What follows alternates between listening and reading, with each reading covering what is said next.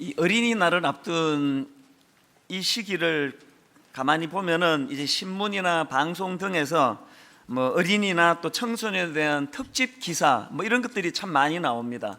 근데 제가 그걸 좀 관찰을 해보니까 대부분이 어두운 이야기예요. 그 마음 아픈 이야기가 참 많습니다.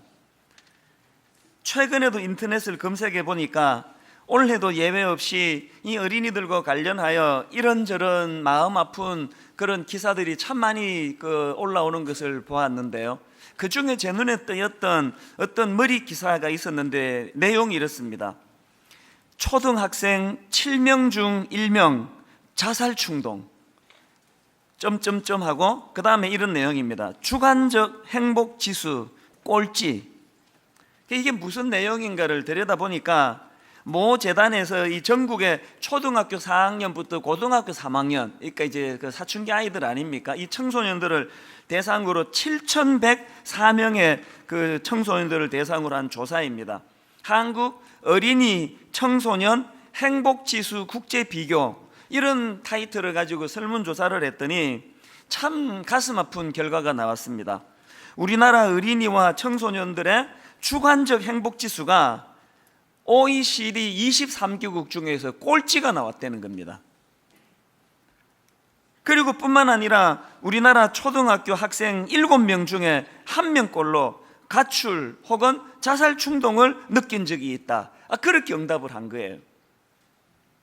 제가 이걸 읽는데요, 여러분, 이런 나라가 어떻게 정상적인 나라라고 할 수가 있겠습니까?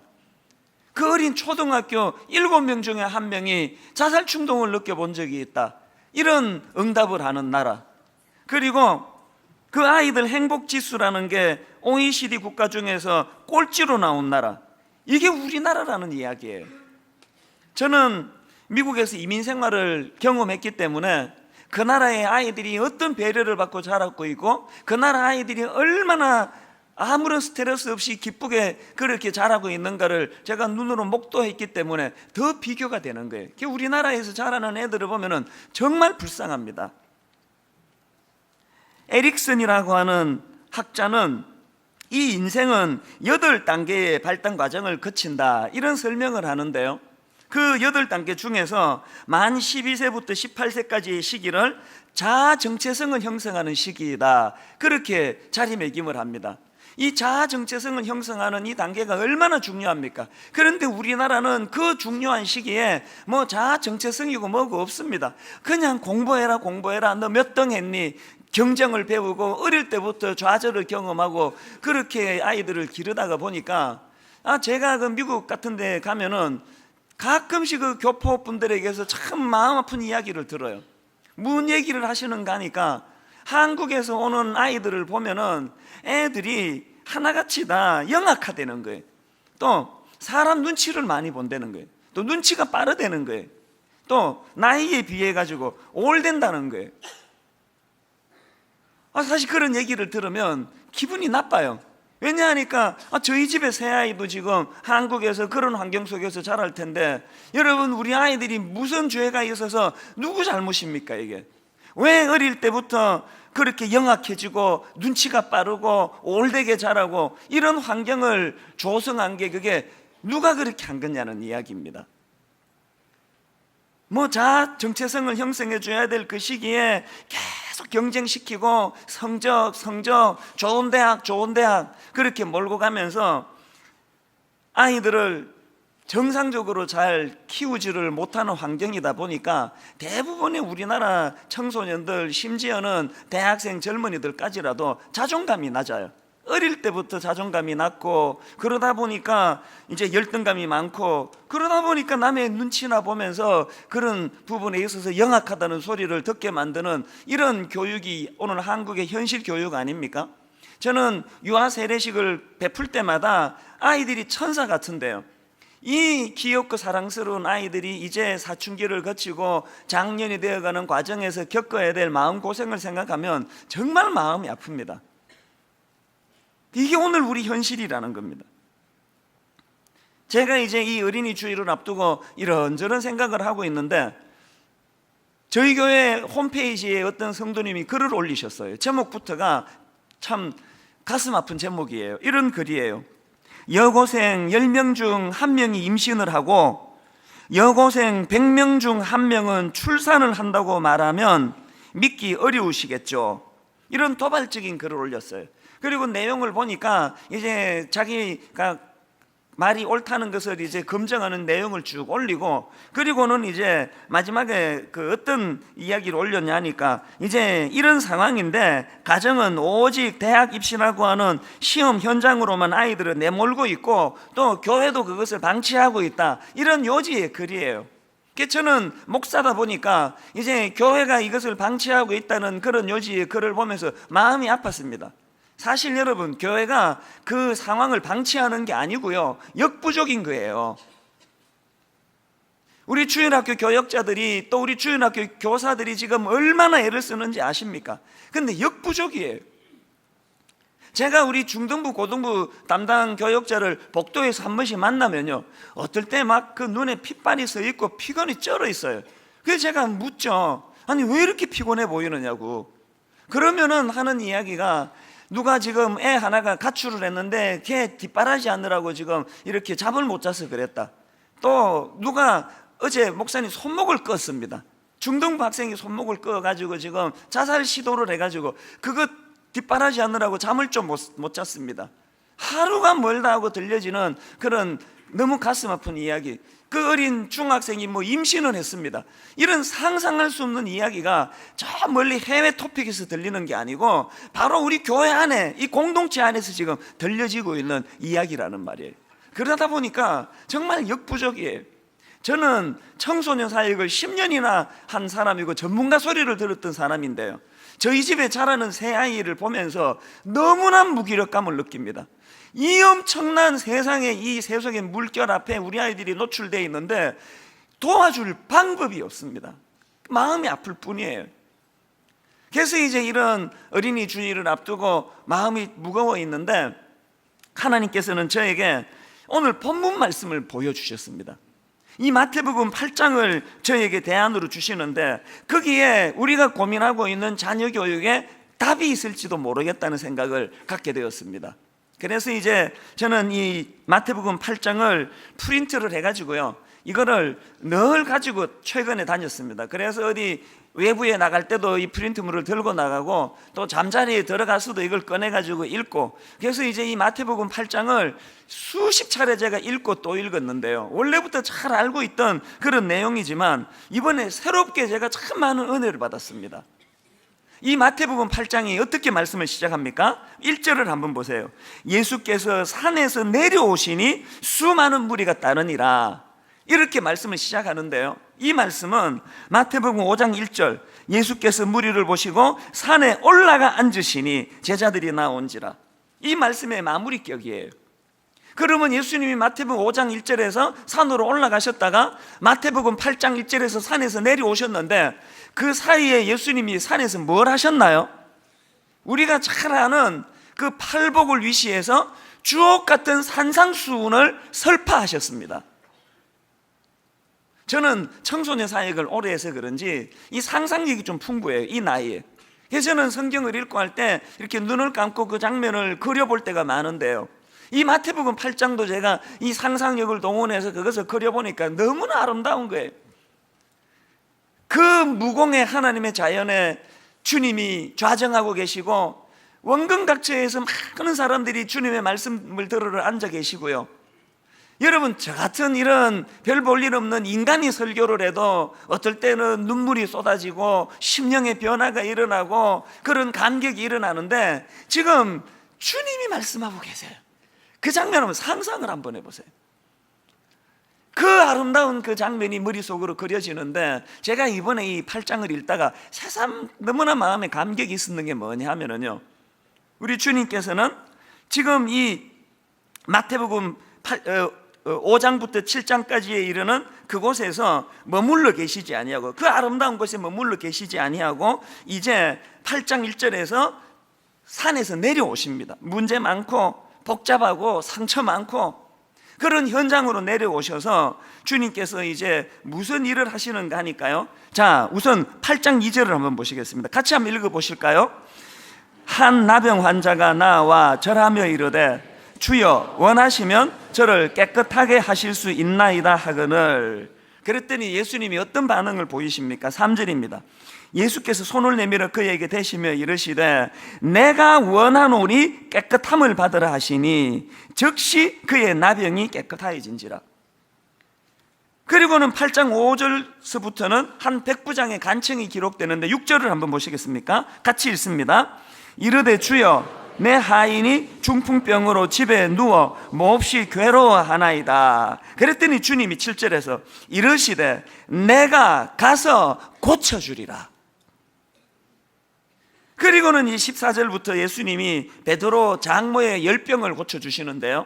자, 14절을 한번 보세요. 이것도 같이 읽습니다.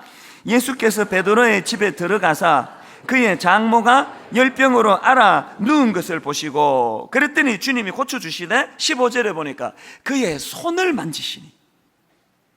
사실 이 모든 내용은 제가 예전부터 익히 알고 있던 내용이었지만요, 예전에 제가 이걸 읽을 때는 주로 원인과 결과, 원인과 결과, 원인과 결과 그것만 눈에 들어왔습니다.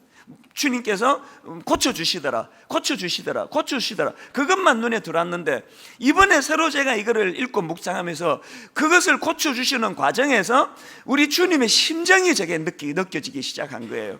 그래서 제게 와닿았던 말씀들은 다 이런 말씀들이에요. 내가 원하노니 깨끗함을 받으라. 또 내가 가서 고쳐주리라. 여러분 지난주에 제가 드렸던 말씀 기억하시죠? 제가 여러분 사랑하지 않아도요, 이 설교가 제게 별로 그렇게 내키지 않아도요, 저는 해야 돼요. 이 일을 제가 맡았기 때문에. 그런데 여러분, 내가 이 강단에 서서 기왕에 이 말씀 사역을 해야 되는데 진짜 여러분을 사랑해서, 그래서 이 말씀을 준비하면서 하나님, 우리 교회 성도님들 엿새 동안 얼마나 힘들고 어려운 삶을 사십니까? 오늘 말씀으로 저들을 진짜 위로하기를 원합니다. 그런 사랑하는 마음으로 설교하는 거하고요, 해야 돼서 하는 거하고는 천지차이예요. 예수님이 하나님의 아들로서 당연히 병 고쳐줘야지, 당연히 귀신 쫓아내야지, 그런 의무감으로 하시는 게 아니고 여기 남아있는 말씀 그대로 내가 원하노니 깨끗함을 받으라, 내가 가서 고쳐주리라. 그리고 그 베드로 장모 몸에 손을 얹고 손을 잡아주고 그의 손을 만지시니. 이런 표현 하나하나가 이번에 유난히 저에게 와닿는 것을 느꼈습니다. 그래서 제가 이 8장 말씀을 가지고 많은 은혜를 받았는데요, 여기에 우리 자녀 교육에 대한 대안이 담겨져 있다는 거예요. 그래서 이걸 제가 두 가지로 기도 제목을 삼을 겸 두 가지로 대안을 말씀을 드리고 싶은데요, 자녀 교육과 관련한 첫 번째 대안이 뭡니까? 여러분, 우리 아이들에게도 이 산상수훈과 같은 예수님의 말씀을 들려줘야 한다는 것입니다. 앞에서 제가 그 산상수훈의 현장을 눈을 감고 묵상을 했다고 말씀드리지 않았습니까? 많은 학자들이 이야기하기를요, 그 산상수훈에는 여러 각색의 사람들이 다 모여들었고요, 더군다나 중요한 것은 어른만 있었던 것이 아니고 아이들, 부모의 손을 잡고 주님의 말씀 전하는 현장에 함께 있었다는 거예요. 그래서 제가 그 장면을 눈을 감고 상상을 해보니까 너무너무 아름다운 거예요. 어린 꼬맹이로부터 어른에 이르기까지 주님의 말씀을 듣는 그 현장에서 은혜 받는 그 모습이 너무나 아름다운데요, 오늘 우리 현실은 어떻습니까? 혹시 여러분, 오늘 우리 가정의 현실이 이런 거 아닙니까?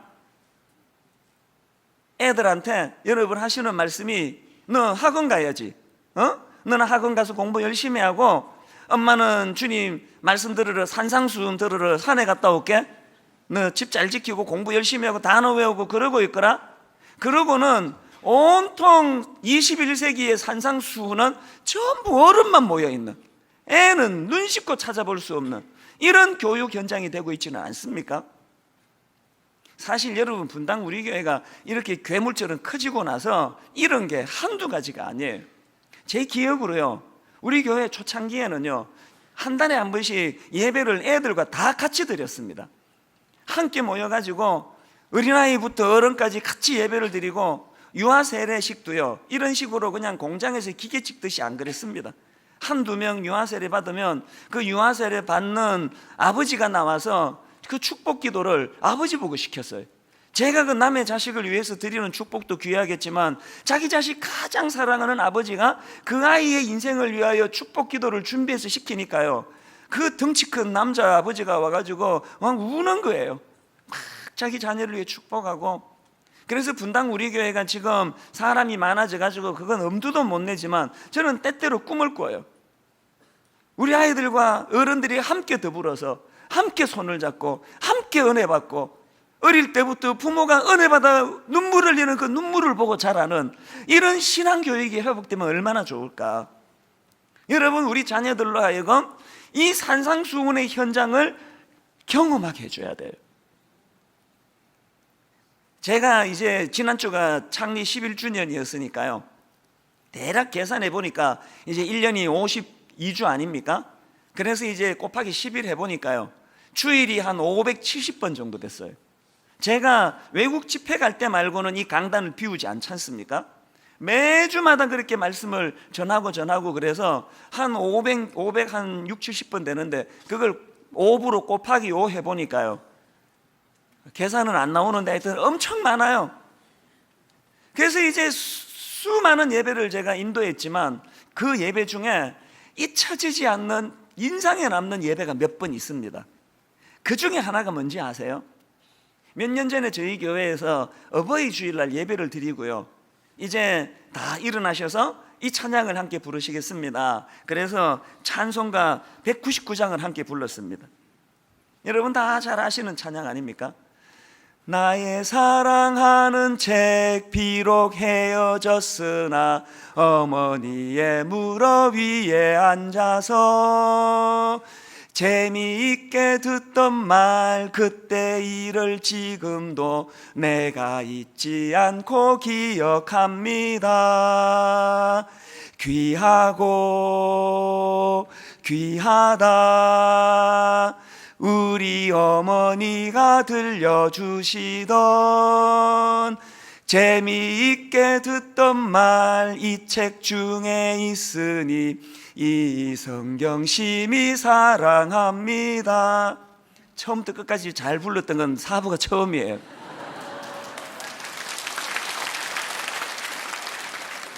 평소에 노래를 얼마나 못 불렀으면 박수가 나오겠습니까? 이제 다 같이 일어서셔서 이 찬양을 부르자 그래서 이 찬양을 불렀거든요.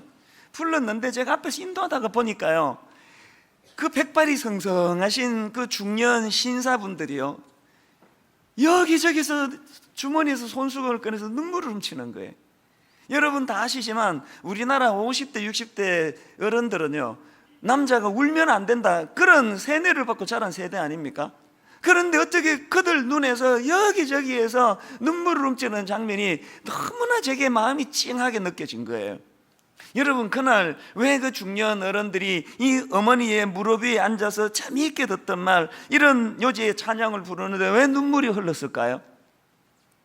이 찬양 4절에 보니까 이렇게 돼 있더라고요. 그때 일은 지나고 나의 눈에 환하오 어머니의 말씀 기억하면서, 그 다음 보세요.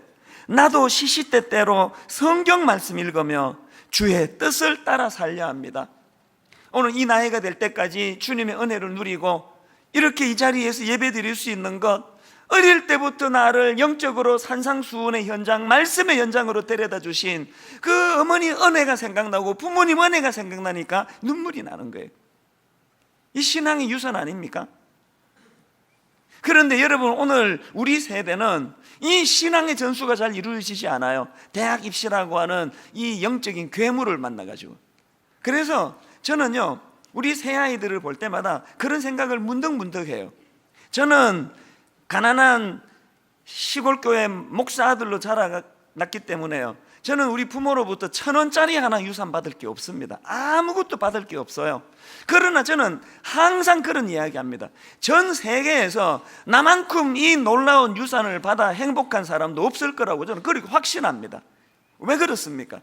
부모가 비록 물질적으로 많은 것을 물려주는 그런 부모는 아니라 할지라도 어릴 때부터 무릎에 앉혀서 말씀을 들려주시도록, 어릴 때부터 그 감격의 주님 말씀의 들려지는 현장으로 저를 인도해 주시는 그 주님의, 그 부모의 은혜가 있었기 때문에 오늘 제가 이렇게 행복할 수 있다는 것을 확신하기 때문에.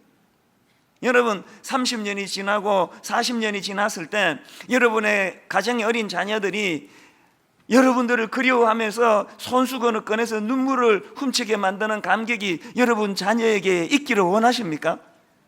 산상수훈의 말씀을 애들에게 들려줘야 돼요. 그래서 여러분 정말 부탁드리는데요, 주보 간주로 다시 이걸 넣어드렸습니다. 가정예배 안내.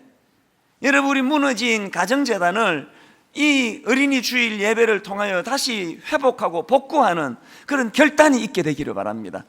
솔직히 저부터가요, 주일 오후까지 예배 인도하고 집에 들어가면은 그냥 몸이 녹아가지고 한번 침대에 들어가면은 나오기가 너무 힘들어요. 그래서 가정 예배를 못 드릴 때가 많습니다. 부끄러운 고백을 제가 여러분께 드리는 이유는, 다시 한번 아무리 피곤해도 우리가요, 피곤하고 뭐 핑계 대가지고 예배를 드릴 수 없다 그러면 1년 12달 한 번도 못 드려요. 결단하는 거예요. 좋다, 내가 이제부터 이제 마태복음 5장부터 7장까지의 그 산상수훈의 영적인 현장으로 내가 우리 자녀들을 인도하기로 결단한다. 여러분, 가정마다 가정 예배가 회복되는 은혜가 있기를 바랍니다.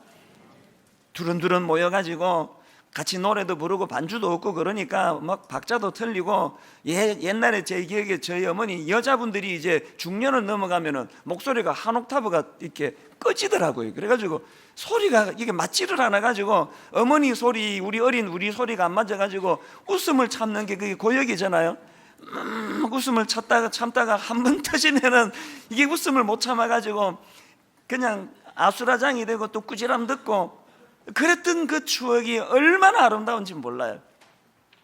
우리 주말에 아이들과 부모님이 두런두런 둘러앉아서 함께 찬양하고 한 주일 있었던 이야기 같이 나누고 하나님이 어떤 은혜를 주셨는지를 부모들이 간증하고, 그래서 우리 아이들을 마태복음 5장부터 7장까지 그 말씀의 현장으로 안내하는 그런 부모님들이 되시기를 바랍니다. 그런가 하면 두 번째로요, 이처럼 우리가 산상수훈의 현장으로 아이들을 인도하는 것도 중요하지만, 그러나 여러분 마태복음 7장에만 머무르시면 안 됩니다.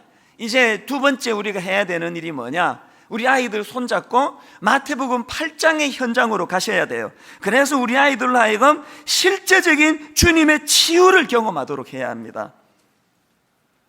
우리가 마태복음 7장까지의 주옥 같은 산상수훈의 말씀을 듣는 것도 중요하지만 거기만 머무시면 안 돼요. 이게 한국교회의 문제라고 저는 생각하거든요.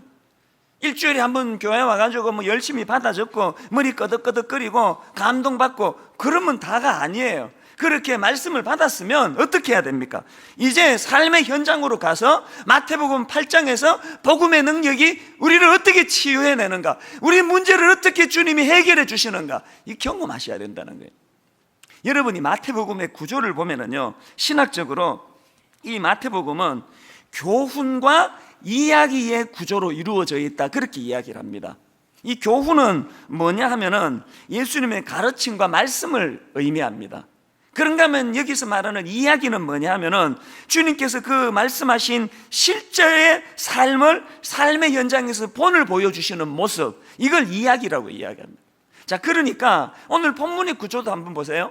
마태복음 5장부터 7장까지 주님의 말씀이 들려져요. 어디에서? 산상에서. 그게 산상수훈이라 그래요. 그렇게 말씀이 먼저 선포되고 그 다음에 마태복음 8장에서 어떻게 합니까? 주님이 산에서 내려오셔서 실제적으로 병으로 신음하고 고통하는 사람들에게 치유의 역사를 일으켜 주신다는 거예요. 이 두 균형이 필요해요. 선, 주님의 말씀, 후, 스토리가 있는 인생. 들려진 말씀, 산상수훈에서 받은 은혜, 이것을 가지고 마태복음 8장으로 내려가서 실제적으로 내 삶의 상황과 아픔을 고쳐주시고 치유해주시는 주님의 능력을 경험해야 된다는 거예요.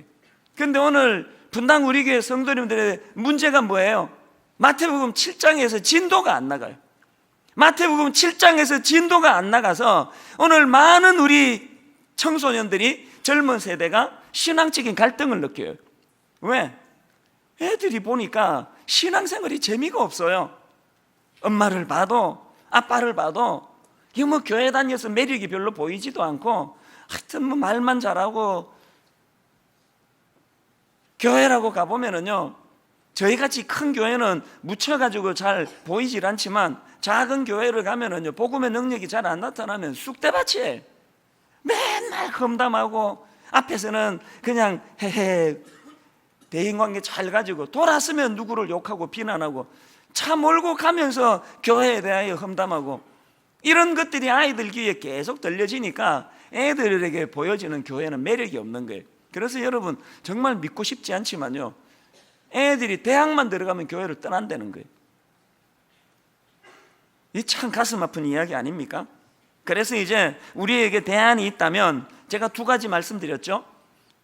먼저는 산상수훈의 말씀이 들려져야 돼요. 아이들에게 주님의 말씀이 들려져야 되고, 그런가 하면 두 번째로 거기에 그치지 아니하고 마태복음 8장에서의 주님의 역사하심, 주님의 일하심, 복음의 능력, 치유가 일어나는 현장을 아이들이 목도해야 된다는 거예요. 지난주에요, 고등부 교역자가 저에게 이메일을 보내왔는데, 어떤 하나님 알지 못하던 어떤 학생 하나가 그 목사님에게 메일을 보내준 걸 저에게 보내줬어요. 제가 그것을 읽고요, 울었습니다. 감격해서 울고 부끄러워서 울고. 그래서 이 내용이 조금 긴 것 같지만 여러분에게 제가 이걸 읽어드리려고 하는데 한번 잘 들어보시기를 바랍니다. 저희 엄마는 어린 나이에 결혼식도 없이 그냥 오빠 임신하시고 저도 낳고 그러셨어요. 근데 아빠가 의처증도 있으셨고 알코올 중독도 좀 있으셨던 것 같아요.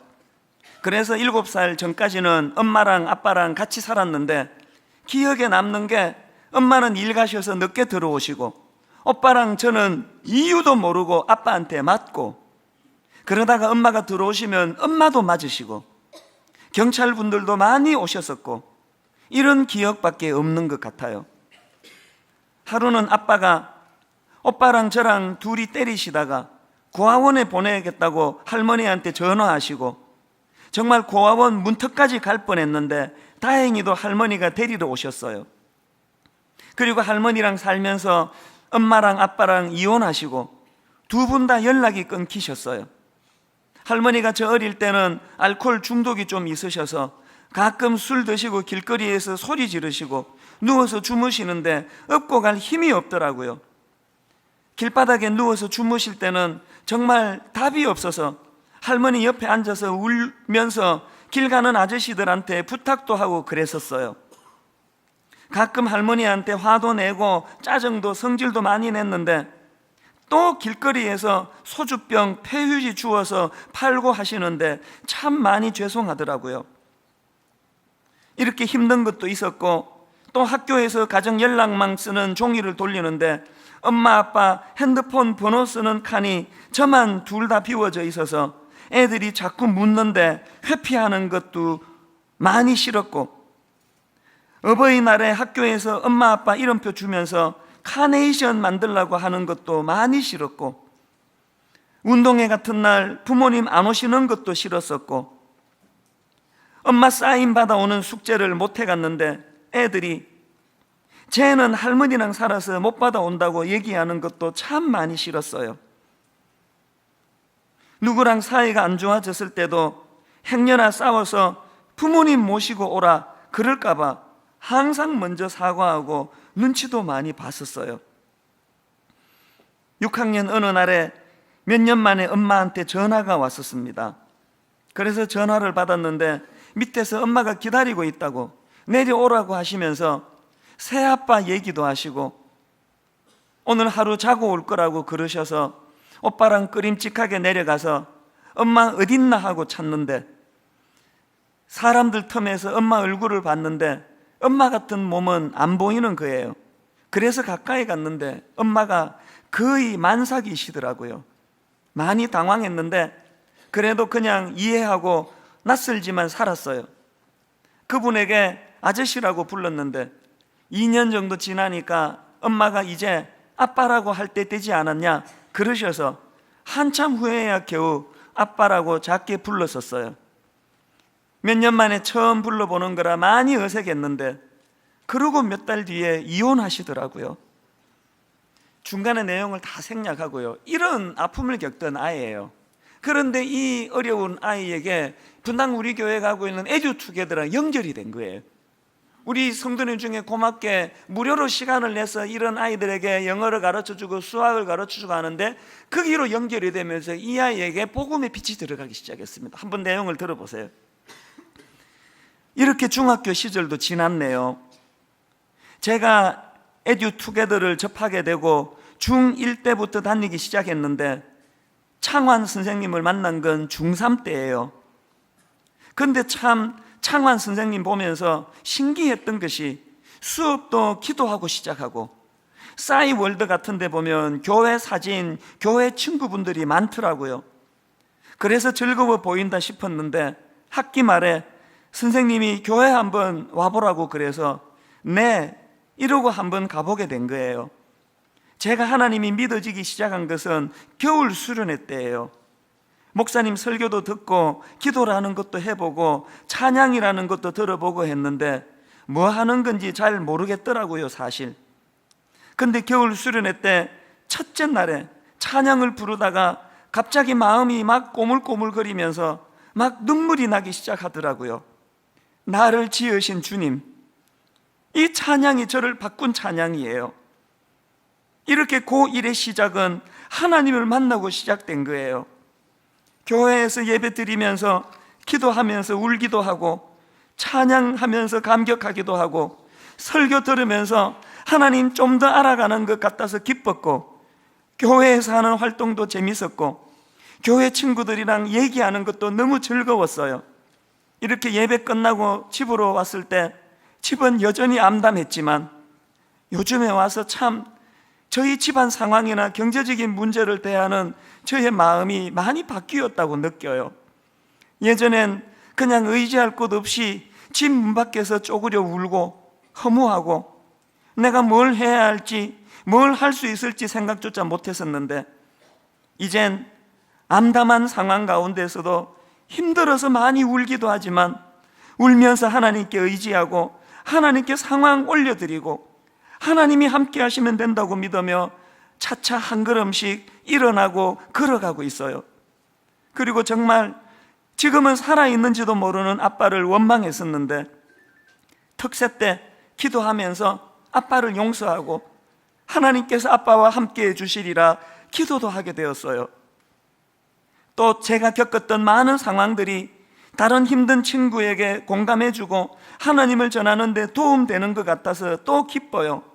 상황이 힘들어도 하나님께 정말 의지할 수 있고 의지했을 때 마음 회복할 수 있게 은혜 주셔서 하나님께 감사드릴 수 있고 또 집안 문제, 경제 문제 보면서 좀 더 굳건해지고 하나님과 함께해서 이겨내자고 다짐하고 믿음 지킬 수 있는 것 같아요. 내용 중약하고요. 맨 마지막에 이 아이가 이렇게 마무리를 맺는 글을 보았습니다. 하나님을 믿을 수 있어서 너무 행복해요.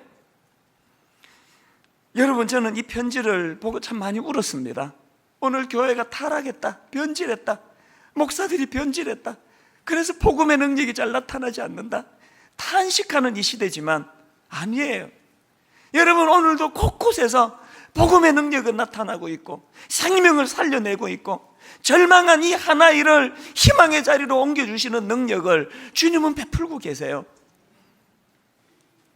저는 그 아이의 편지를 읽으면서 마음으로 수없이 다짐했습니다. 이찬수 목사, 너 정신 차려야 되겠다.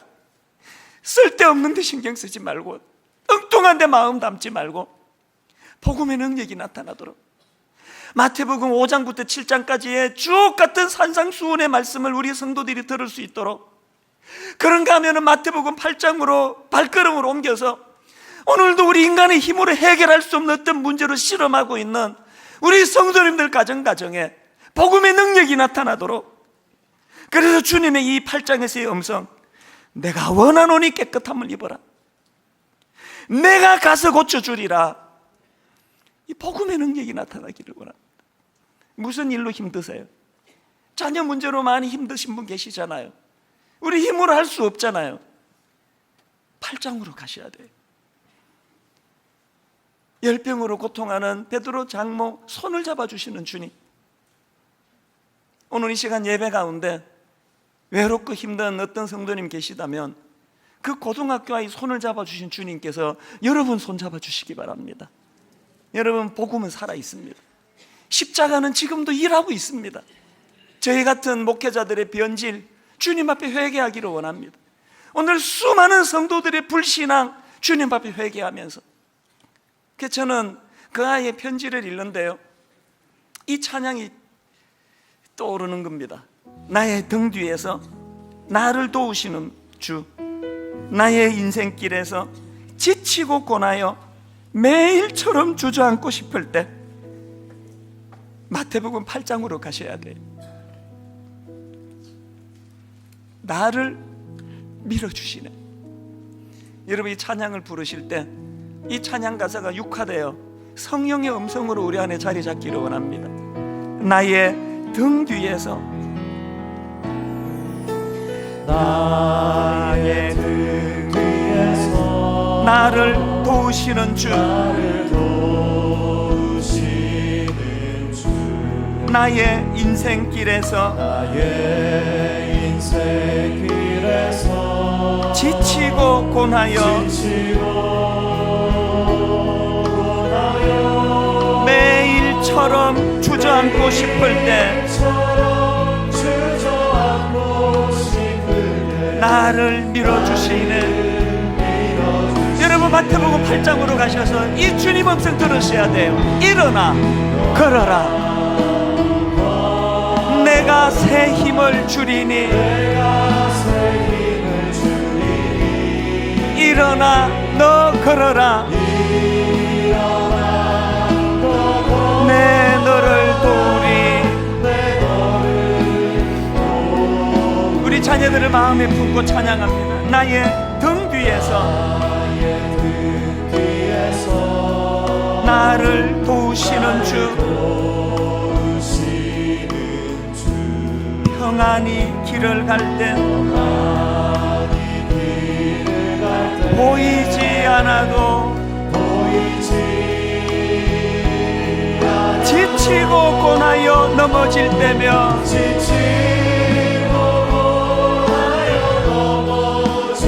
다가와 손 내미시네. 마태복음 8장에서의 주님 음성입니다. 일어나 걸어라, 내가 새 힘을 주리니. 일어나 너 걸어라, 내 너를 도우리.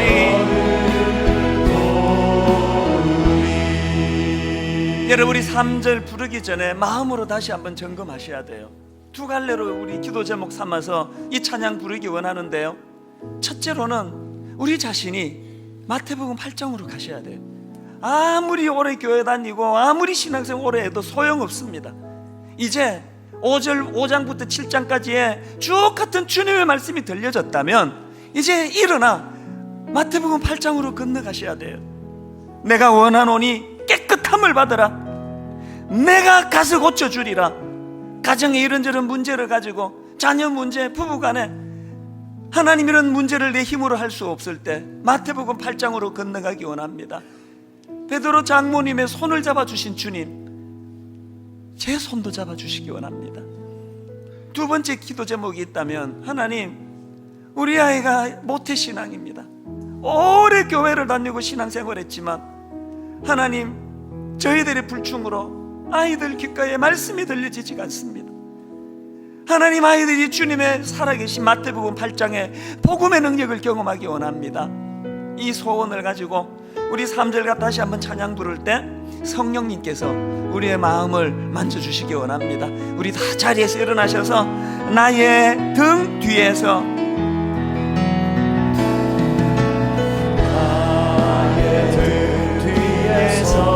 나를 도우시는 주, 때때로 뒤돌아보면 여전히 계신 주. 여러분, 영안을 열고 이 장면을 바라보세요. 잔잔한 미소로 바라보시며 나를 재촉하시네. 우리 사랑하는 자녀들 이름 넣어서 이렇게 선포합니다. 누구야 일어나라. 내가 새 힘을 주리니. 누구야 너 걸어라. 내 너를 도우리. 우리 다시 한번 다른 자녀들 이름 넣어 이렇게 찬양합니다. 누구야 일어나라.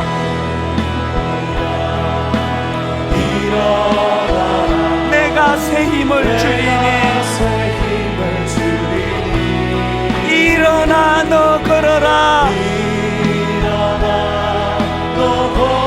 내 너를 도우리. 우리 말씀 생각하면 합심해서 한 목소리를 같이 기도하십니다. 다 같이 기도하시겠습니다. 살아계신 하나님 아버지, 하나님 아버지, 이 시간 주님 앞에 기도합니다.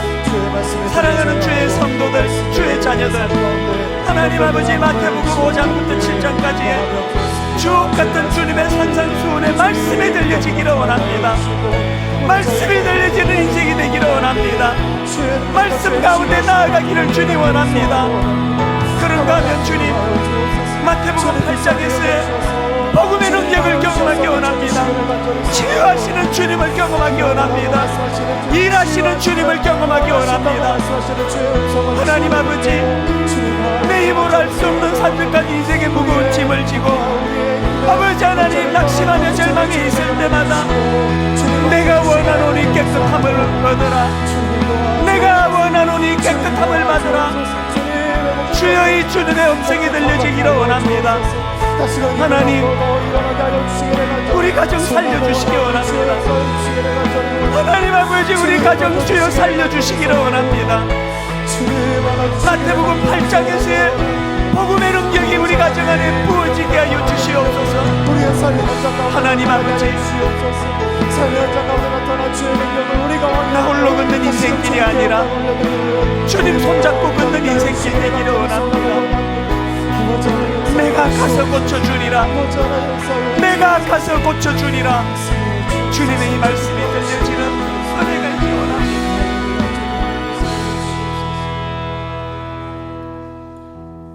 사랑하는 여러분, 다시 부탁드립니다. 마태복음 5장부터 7장까지의 주님의 말씀이 들려지는 인생 되기를 원합니다. 혼미한 이 시대의 길을 걸어가는데 정확하게 주님이 제시해 주시는 아름다운 믿음의 길을 걷는 그런 은혜의 자리로 들어가게 되시기를 바랍니다.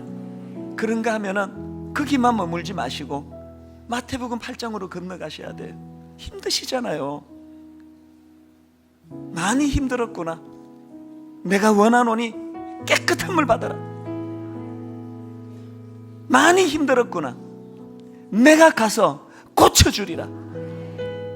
여러분, 말미에 읽어드렸던 그 편지를 썼던 그 여고생 그 아이처럼 눈을 떠보니까 달라진 건 하나도 없는데 하나님, 제가 달라졌어요. 그 환경을 바라보는 제 태도가 달라졌어요. 일어날 수 있겠어요. 아빠 아버지 손잡고 일어나 달려갈 수 있겠어요. 그 어린 아이에게 임하신 하나님의 능력이 오늘 예배드리는 이곳의 모든 우리 기성세대 어른들에게도 똑같이 임하게 되시기를 주님 이름으로 축원합니다. 하나님, 그 은혜를 허락하여 주시옵소서.